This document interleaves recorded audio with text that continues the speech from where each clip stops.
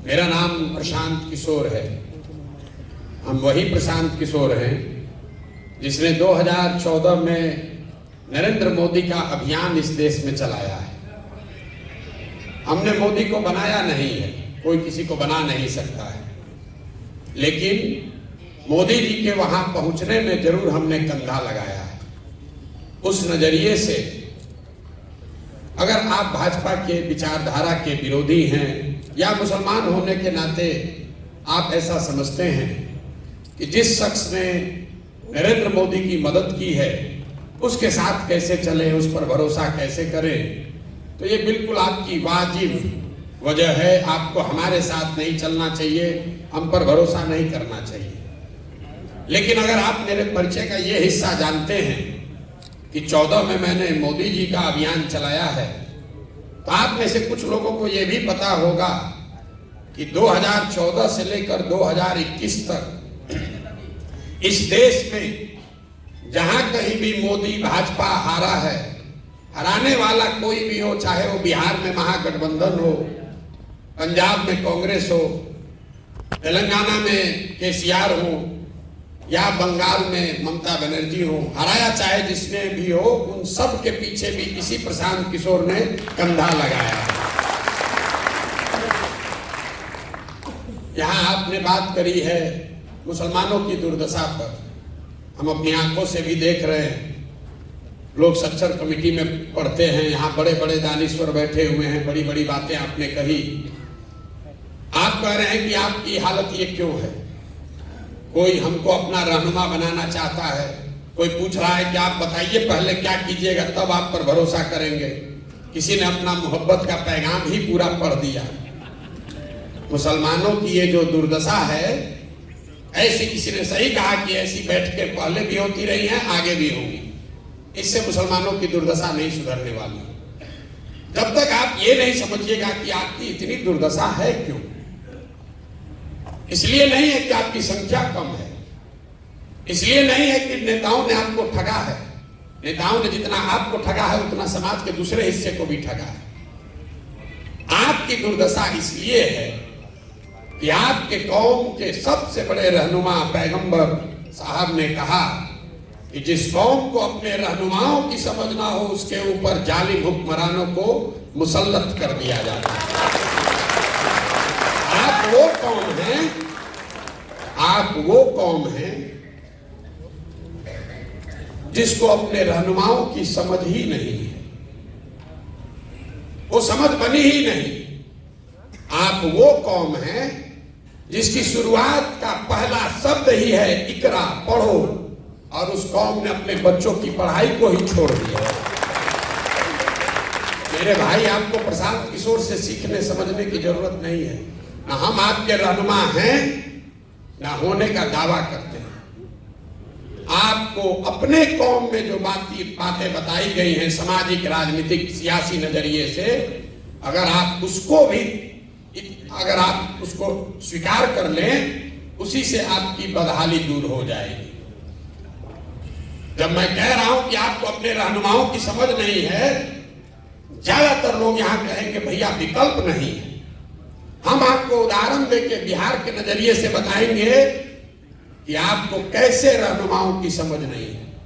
आज जितने भी मुसलमानों से आप बात कीजिए, वो कहता है भैया हम लोग के पास विकल्प नहीं है। 2014 में आपके पास विकल्प आया था। आज जो यहाँ के सदर हैं, हम उनके विरोध में खड़े हैं, वो भाजपा के साथ है, लेकिन नीतीश कुमार 14 में उन्होंने आपके साथ कोई दगा नहीं किया था। यहां जितने शख्स बैठे हुए हैं, आप ये बात मानिएगा कि 2005 से लेकर 2014 तक नीतीश कुमार ने मुसलमानों के साथ कुछ गलत नहीं किया।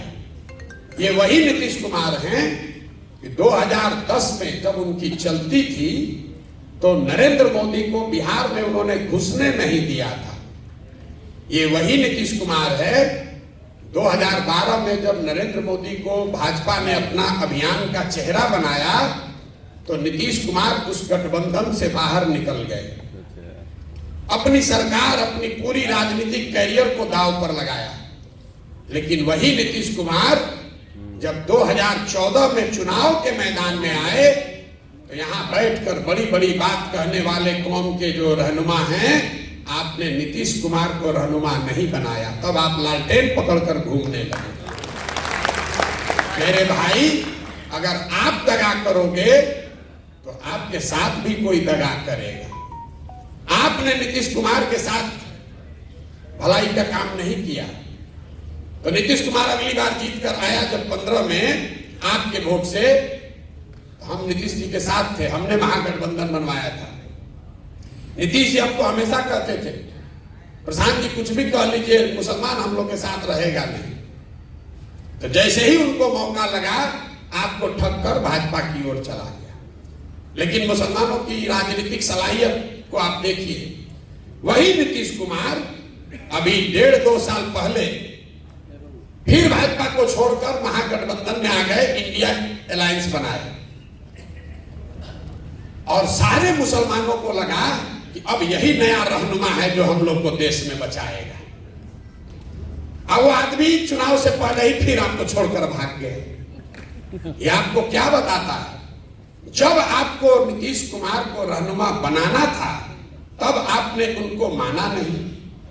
जब उस पर भरोसा नहीं करना था, तब आपने उसको रहनुमा बनाकर उन्हीं के कहने पर इंडिया अलायंस के भरोसे देश का चुनाव लड़ने वाले थे। पता चला चुनाव से पहले ही भाग गया। ये तो भला हो कि चुनाव से पहले भागा, लेकिन अगर नहीं भागे होते तो हम आपको लिख के देते। यहाँ जितने जितने दानीश्वर मुसलमान बैठे हो, समझदार बौद्धिक तौर पर प्रबुद्ध लोग, सब लोग जाकर आप लोग नीतीश को वोट देते, जीतने के बाद वो आदमी भागता। तो आपका जान बच गया, किस बार वोट लिए लेने से पहले ही भाग गया। मैं आपको ये क्यों बता रहा हूं? आप वो कौम है जहां अभी भागे हैं वहां भागते, खाली चुनाव के बाद भागते। मैं आपको ये बता रहा हूं कि राजनीतिक सलाहियत के मामले में ये कौम सबसे पिछड़ी है। आपसे ज्यादा राजनीतिक समझदारी दलित समाज को भी है, अति पिछड़े समाज को भी, किसी भी समाज को आपसे ज्यादा राजनीतिक सलाहियत है। तो यही बात तो मैंने आपको कहा कि पैगंबर साहब ने कहा कि जिस कौम को अपनी रहनुमाओं की समझ ना हो, उसके ऊपर जालिम हुक्मरानों को मुसल्लत किया जाता है। बात अगर पैगंबर साहब ने कही है तो गलत नहीं हो सकती है, लेकिन आप अपनी सुविधा अनुसार उसका आधा लाइन पढ़ रहे हैं। आज के हुक्मरान जालिम है, ये तो आप पढ़ रहे हैं, उस पर चर्चा कर रहे हैं, लेकिन किस गलती से ये जालिम हुक्मरान आपके ऊपर मुसल्लत किए गए हैं, ये नहीं समझना चाहते। इसीलिए आपकी ये दुर्दशा। अब प्रशांत किशोर का आपको रहनुमा दिख रहा, कोई कह रहा है कि आप बताइए आप कितना हक दीजिएगा, क्यों आप हमसे हक मांग रहे हैं? आपकी अपनी ताकत नहीं है।